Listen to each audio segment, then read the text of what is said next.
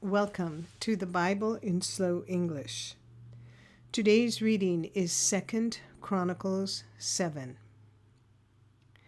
Now, when Solomon had finished praying, fire came down from heaven and consumed the burnt offering and the sacrifices, and Yahweh's glory filled the house. The priests could not enter into Yahweh's house because Yahweh's glory filled Yahweh's house. All the children of Israel looked on when the fire came down and Yahweh's glory was on the house. They bowed themselves with their faces to the ground on the pavement, worshipped, and gave thanks to Yahweh, saying, "For he is good, for his loving kindness endures forever." Then the king and all the people offered sacrifices before Yahweh. King Solomon offered a sacrifice of 22,000 head of cattle and 120,000 sheep. So the king and all the people dedicated God's house. The priests stood according to their positions, the Levites also with instruments of music of Yahweh, which David the king had made to give thanks to Yahweh, when David praised by their ministry, saying, "For his loving kindness endures forever." The priests sounded trumpets before them, and all Israel stood. Moreover, Solomon made the middle of the court that was before Yahweh's house holy, for there he offered the burnt offerings and the fat of the peace offerings, because the bronze altar which Solomon had made was not able to receive the burnt offering, the meal offering, and the fat. So Solomon held the feast at that time for 7 days, and all Israel with him, a very great assembly, from the entrance of Hamath to the brook of Egypt. On the 8th day they held a solemn assembly, for they kept the dedication of the altar 7 days, and the feast 7 days.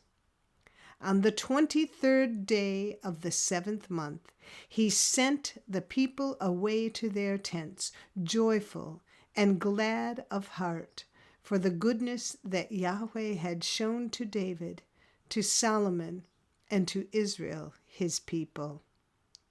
Thus Solomon finished Yahweh's house and the king's house, and he successfully completed all that came into Solomon's heart to make in Yahweh's house and in his own house.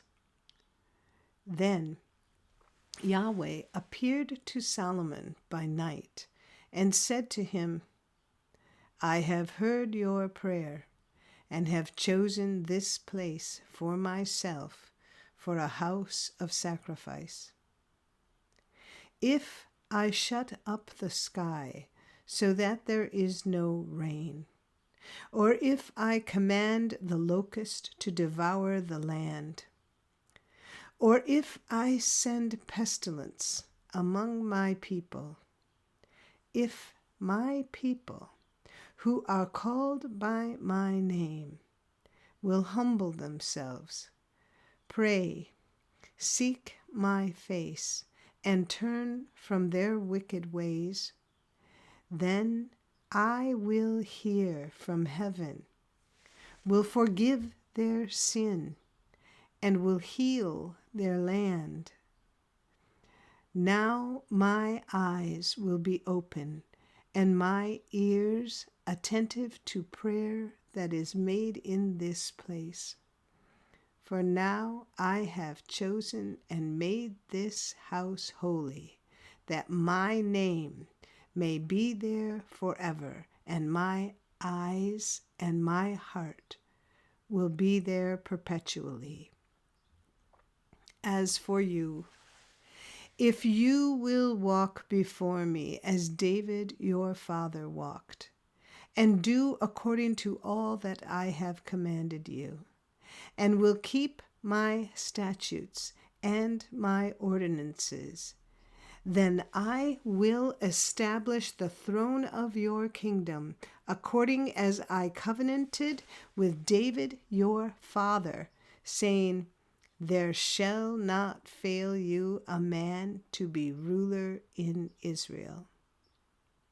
But if you turn away and forsake my statutes and my commandments, which I have set before you, and go and serve other gods and worship them, then I will pluck them up by the roots out of my land which I have given them.